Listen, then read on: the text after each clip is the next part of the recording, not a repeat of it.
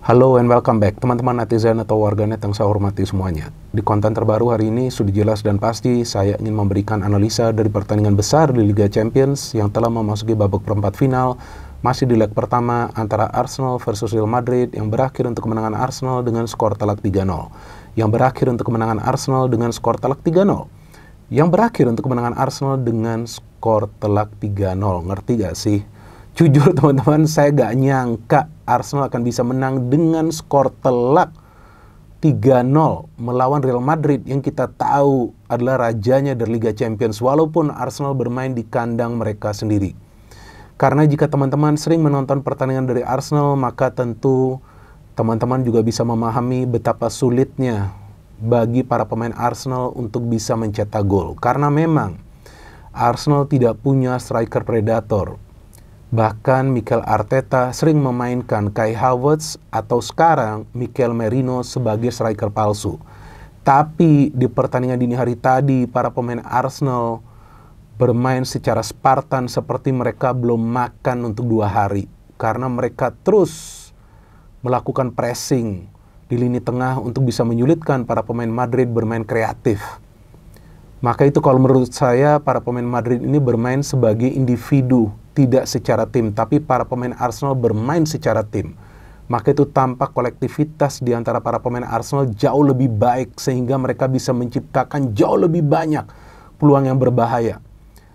Dan jika bukan karena Courtois yang melakukan banyak sekali saves, maka seharusnya Arsenal menang dengan mencetak lebih banyak gol. Mungkin bisa menang dengan skor 5 atau 6-0. Tapi dengan menang 3-0, tentu peluang Arsenal untuk bisa lolos ke babak semifinal jauh lebih besar. Meskipun kita tahu bahwa biasanya Madrid melakukan comeback di Bernabeu. Tapi tidak akan mudah melawan Arsenal, teman-teman. Karena Arsenal punya salah satu lini pertahanan terbaik di Eropa saat ini. Artinya memang rekor pertahanan mereka salah satu yang terbaik selain rekor pertahanan dari Barcelona dan juga Inter. Maka itu sulit sekali bagi para pemain Madrid itu untuk bisa mengirimkan bola dari lini tengah nyampe ke ruang pertahanan dari Arsenal. Bahkan kalau saya melihat tuh para pemain Madrid sangat kesulitan untuk juga mengandalkan skill individu mereka karena pressing dari para pemain Arsenal ini luar biasa, dan saya melihat kekuatan utama Arsenal itu berada di tengah. Dengan adanya Odegaard, Rice, dan juga Partey. Wah, luar biasa 3 pemain ini. Jelas para pemain Madrid di tengah itu kalah dengan para pemain Arsenal. Ancelotti memilih menurunkan Modric dari awal, yang sebetulnya tidak salah juga. Karena dia butuh pemain yang kreatif, tapi Modric tidak bisa berbuat banyak ketika dikepung. Ada juga Camavinga. Camavinga is a good player, tapi coba berapa kali dia bisa berikan passing ke depan? Paling cuma 3 atau 4 kali ke depan ya, progresif ke depan. Karena ditekan juga oleh Partey. Kemudian formasinya, kalau menurut saya 4-4-2 nih dari Madrid. Artinya Bellingham bermain di kiri dan di sebelah kanan tuh Rodrigo. Nah, Bellingham sih oke, karena dia bisa menusuk ke tengah, dia bisa memberikan beberapa kali umpan kunci, salah satunya kepada Mbappe kan, yang mendapatkan peluang untuk mencetak gol. Tapi Rodrigo menghilang di pertandingan dini hari tadi, nggak kelihatan dia. Karena memang dia lebih banyak berada di tengah, padahal dia harusnya beradanya di depan. Tapi ya saya melihat memang para pemain Arsenal ini sepertinya sudah paham apa yang perlu mereka lakukan. Tutup area sayap dan tekan terus para pemain Madrid di tengah dan terus memainkan bola di area pertahanan Madrid. Karena kalau teman-teman melihat heat map atau secara permainan, teman-teman melihat pergerakan dari para pemain Arsenal, mereka lebih banyak melakukan pergerakan di ruang pertahanan Madrid. Jadi ini permainan dari Arsenal ini mirip seperti Manchester City. Ya karena memang Mikel Arteta adalah muridnya dari Pep Guardiola sebelumnya. Ya kan, jadi cara bermainnya sama. Dan Madrid sebetulnya di menit-menit awal bermain cukup baik. Karena di 30 atau 40 detik pertama itu Mbappe sebetulnya dapat bola, bukannya dia passing ke kanan ke Rodrigo, dia shooting langsung. Jadi saya tidak melihat ada kolektivitas di antara para pemain Madrid. Vinicius dapat bola ketika Saka salah, bukannya dia cepat passing ke Mbappe, dia kotak-katik dulu, pada saat dia mau passing sudah bisa diblok. Jadi memang kelihatan banget nih para pemain Madrid tidak bermain dalam performa terbaik mereka. Dan saya juga agak bingung dengan Ancelotti yang memilih memainkan Valverde kembali di posisi fullback sebelah kanan. Oke lah, memang dia juga pernah bermain di posisi tersebut. Tapi seandainya Valverde bermain sedikit ke tengah, mungkin itu juga bisa memberikan gangguan kepada Odegaard.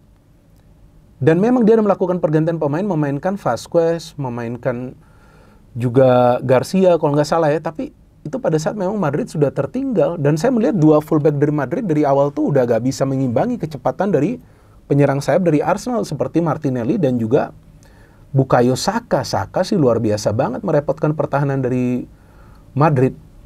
Padahal ada Güler dan juga Endrick loh, tapi gak diturunkan oleh Ancelotti. Nah, saya gak paham juga apakah memang dia khawatir kalau bermain lebih menyerang, nanti bisa dibantai lebih banyak gol lagi. Tapi ya, seharusnya pada saat sudah tertinggal 1 atau 2-0 ya bisa saja dua pemain tersebut dimainkan untuk memberikan opsi dalam menyerang. Kalau enggak, Madrid gak kreatif sama sekali, udah kebaca dapat bola langsung diberikan ke depan. Vinicius kotak-katik gak pernah bisa menciptakan peluang. Jadi saya melihat performa dari Vinicius juga sudah menurun jauh. Apalagi sebelumnya kan dia miss penalti itu di pertandingan La Liga. Tapi Arsenal walaupun gak ada Gabriel, kuat banget di pertahanan. Gila bener-bener. Raya tuh cuma 2 kali save. Cuma 2 shot on target. Satu dari Mbappe yang tadi saya katakan, satu lagi dari Bellingham, udah. Dan kalau dari Madrid menurut saya hanya Bellingham aja yang oke tuh mainnya tuh. Sisanya, waduh, gak ngerti mereka seperti kebingungan mau kasih bola kemana. Dan memang sih golnya dari Arsenal bukan karena ada kesalahan dari pemain Madrid. Ya kan 2 dari set piece kan. Dari free kick Declan Rice kan. Tapi cara para pemain Arsenal itu membongkar pertahanan dari Madrid, wah itu udah gak ada obatnya. Karena para pemain Madrid tuh mengejar bayangan mereka sendiri. Bener lu coba lihat, gak bisa mereka mengimbangi kecepatan dari para pemain Arsenal. Alaba, wow, what a weak point. Ini salah satu titik lemah nih Madrid nih. Alaba nih, saya gak yakin nih dia akan bertahan lama di Madrid. Wah, bener-bener dia kocar kacir itu dibuat dia di pertahanan tuh. Tapi saya melihat para pemain Arsenal kali ini mentalnya kuat. Dan Declan Rice, wow, what a player.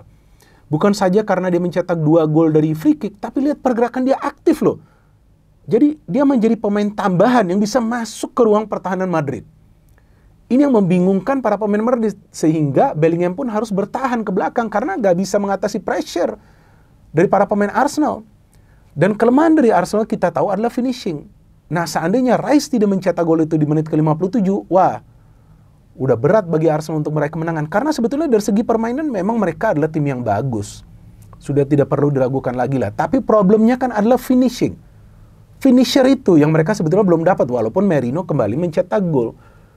Tapi kan mereka tidak punya Mbappe, tidak punya Vinicius, tidak punya Rodrigo, tidak punya pemain seperti Bellingham, nggak ada mereka.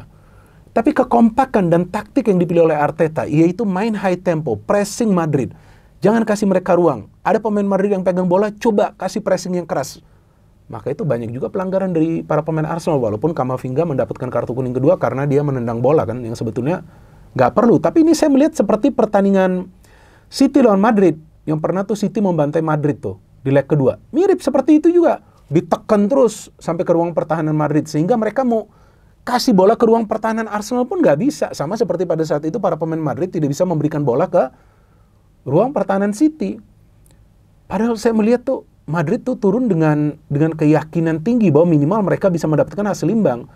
Bahkan saya kira first leg ini, ya kalaupun Arsenal menang, ya mungkin menangnya tipis. Karena di Instagram, saya sudah upload kan foto, di mana saya tulis juga captionnya, bahwa kasih saja PL-nya ke Arsenal. Karena saya sudah feeling, kemungkinan nih Arsenal akan menang. Tapi, kemungkinannya tipis menangnya. Ternyata dibantai Madrid 3-0. Nah ini saya nggak ngerti nih, leg kedua bisa comeback gak? Karena kalau saya melihat cara bermain Madrid, ya walaupun nanti bermain di kandang Madrid ya, tapi gimana caranya mereka mau main total terbuka kalau pertahanannya bobrok begini? Ya kan, para pemain Arsenal tuh, wah, tuh Courtois ada double save, ada triple save di babak kedua. Seharusnya sudah 5-6-0 ini Arsenal menang. Seandainya Arsenal punya pemain seperti Mbappe, wah habis itu Madrid. Jadi sebetulnya Arteta walaupun sejauh ini ya sulit ya memberikan gelar bagi Arsenal di Premier League, walaupun hanya runner up terus, tapi lebih baiklah daripada MU kan, yang gonta-ganti pelatih. Jadi saya pikir ya Arteta ini sekarang mendapatkan momentumnya. Dan golnya Rice gila banget loh. Itu yang hebatnya, Rice bisa membidik ke arah yang sama, walaupun yang gol yang kedua tuh lebih tinggi. Hebat, dan ini adalah pertama kali loh dia bisa mencetak gol dari direct free kick. Mbappe belum bisa mencetak gol dari direct free kick. Sejak membela Real Madrid sekali itu dia indirect. Jadi saya pikir Mbappe pun dan Vinicius gak klik di pertandingan dini hari tadi. Dan saya berharap nanti di second leg, jika memang yang diincar adalah comeback, ya dari awal Madrid sudah harus bisa mencetak gol. Kalau bisa 10 menit awal sudah mencetak gol. Tapi saya gak yakin Arsenal solid di defense. Kivior pun mainnya bagus, Timber mainnya luar biasa. Jadi saya melihat kekompakan dari para pemain Arsenal yang berada di defense itu juga yang menyulitkan para pemain Madrid untuk bisa melakukan tusukan dari tengah. Kalau Madrid, dua fullback-nya nggak bisa menutup ruang yang berada di tengah, sehingga sering ke-expose pertahanan dari Madrid. Jadi kalau menurut saya ya Arsenal layak meraih kemenangan, bukan karena keberuntungan. Ini memang adalah kemenangan yang spesial bagi mereka, because mereka bermain sangat baik. Bermain baik plus bisa mencetak 3 gol. Ya ini bonusnya luar biasa tentunya bagi Arsenal yang jarang banget bisa menang besar melawan klub yang kuat seperti Madrid. Dan memang Madrid kalau saya melihat dalam beberapa pertandingan terakhir sih, wah udah defense-nya ini udah lemah banget. Jadi saya pikir masalah Madrid itu sebetulnya berada di tengah dan di defense. Defense tidak bisa menahan gempuran dari Arsenal, tengah tidak bisa memberikan supply bola yang konsisten ke depan. Dan tidak banyak support dari second line. Tapi Arsenal support dari second line-nya itu luar biasa. Partey mendapatkan peluang. Rice juga mendapatkan peluang. Dan gol dari Merino, wah cakep banget itu. Build up-nya dari pertahanan kan artinya memang lebih kolektif. Arsenal itu build up dari David Raya.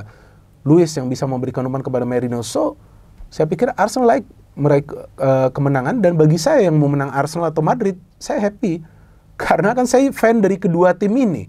Saya fan Arsenal dan saya fan Madrid. Tapi yang saya inginkan leg pertama tuh ketat. Supaya leg kedua lebih seru. Tapi ya apapun bisa terjadilah di Bernabeu. Namun entah mengapa feeling saya sulit lah Madrid lolos. Sudahlah kasih ke Arsenal aja peluangnya. Ya kasih ke Arsenal. Dan kalau Arsenal bisa ketemu Barcelona, walaupun kita belum tahu nanti Barca bisa menang nggak lawan Dortmund. Jika Arsenal ketemu Barcelona, udah itu juga dream final untuk UCL musim ini. Tapi UCL kadang-kadang ini ada kejutan. Jangan-jangan nanti tim seperti Inter yang lolos ke final ya. Inter juga menang kan lawan Munchen di kandang Munchen, walaupun saya tidak nonton pertandingan tersebut. Tapi bisa saja nanti Inter yang lolos ke final. Atau Aston Villa kali.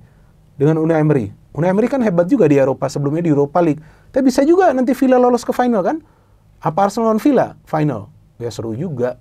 Wah kalau Arsenal lawan Villa gimana tuh ya. Kan Unai Emery ketemu mantan timnya. Apapun bisa terjadi teman-teman di UCL. Yang penting Arsenal telah meraih kemenangan. Kemenangan yang spesial dan kemenangan yang layak mereka dapatkan. Karena mereka bermain jauh lebih kompak.